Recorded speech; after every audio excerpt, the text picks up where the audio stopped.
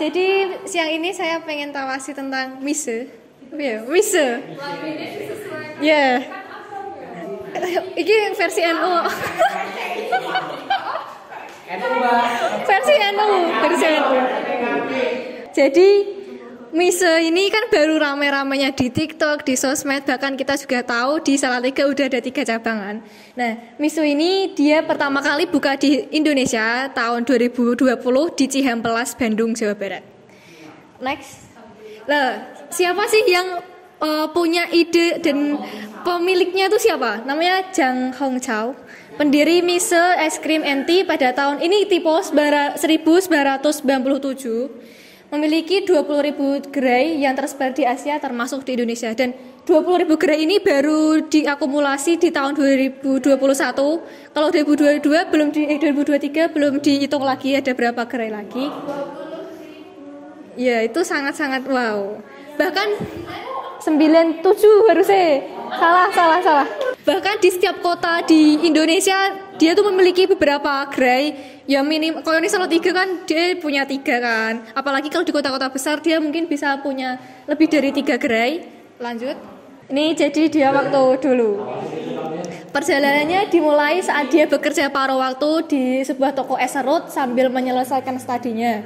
Lalu setelah beberapa saat dia bekerja, dia inisiatif pengen buka outlet sendiri.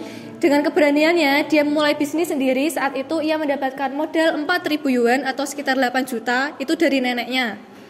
Nah, dengan peralatan yang dengan modal yang segitu, pasti kan peralatannya sederhana. Dia membuat mesin es serutnya tuh sendiri, dia beli motor sendiri, terus beli meja putar sama beli pemotong itu dirakit sendiri, dibuat untuk mesin es serutnya itu.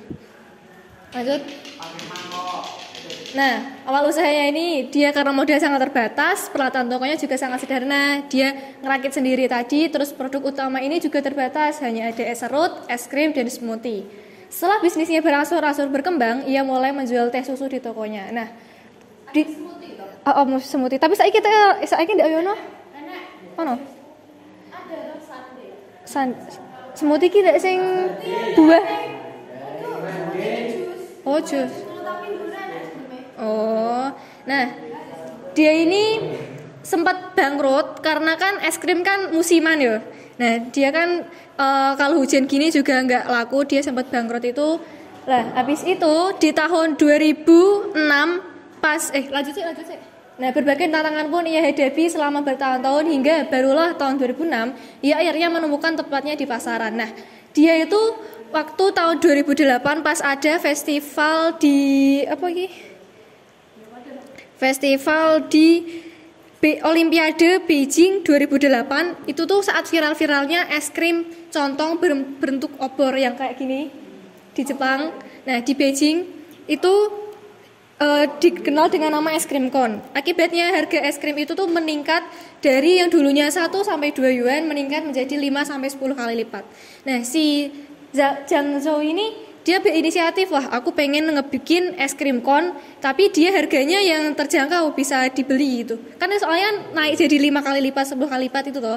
Nah, dia akhirnya bikin menu sendiri, akhirnya dia bisa laku dan dijual seharga 2 yuan atau seharga 4.000 rupiah.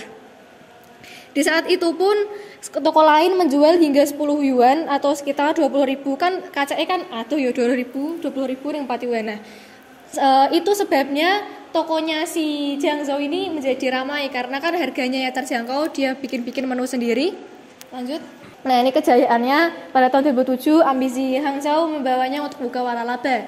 Akhirnya di tahun itu lusinan toko dibuka dengan cepat di provinsi Henan, tempat kantor pusat berada. Bahkan 1 tahun kemudian jumlahnya mencapai 180 gerai, itu pada tahun 2007.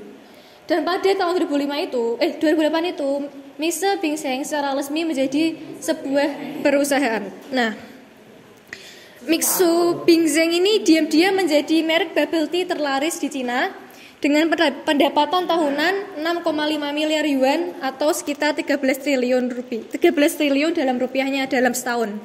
Di tahun 2018, Hong Shao akhirnya melakukan ekspansi besar-besaran ke berbagai negara di dunia seperti Singapura, Malaysia, terutama yang ada di Asia.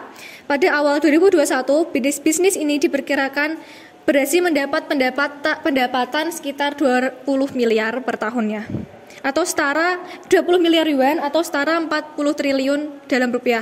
Mengalahkan merek bubble tea premium lainnya.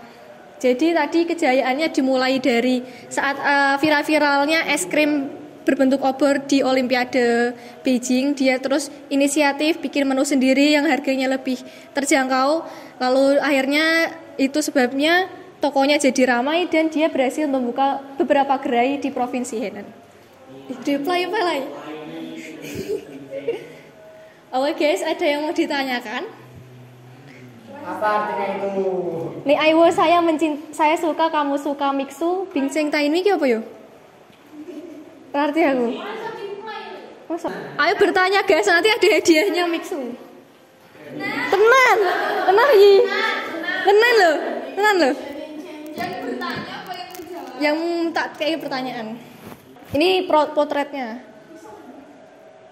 Pak Jang Hangzhou. Berarti dia mulai laris tuh emang karena pakai kon gitu ya? Ya. Emang sebelumnya? Es krim serut, Mbak. Go iki apa sih nih? Wadah iku, gelas itu biasanya. Serut es krim. Terus kapan pertama kali dia masuk Indonesia? Cuaca Tahun 2020. Iya benar dia orang loh. Jadi Tahun 2020. di mana? Bandung loh. Neng di daerah ya? Cihampelas. Cilaksa. Pertanyaan. Kenapa di Indonesia bisa faktor apa yang menyebabkan dia buka banyak gerai di Indonesia? Nah, menurutku pribadi ya, itu tuh dia saat pertama kali lihat Mixu kesana tuh harganya kan dengan ukuran segitu ya, itu tuh terjangkau banget dan dengan harga itu udah bisa dapat yang mango itu ada es krimnya dan es krimnya tuh bener-bener worth it, nggak kayak es krim abal-abal gitu kan, bener-bener susu kan. Nah jadinya itu menarik kalangan anak muda yang nongkrong-nongkrong di sana gitu sih.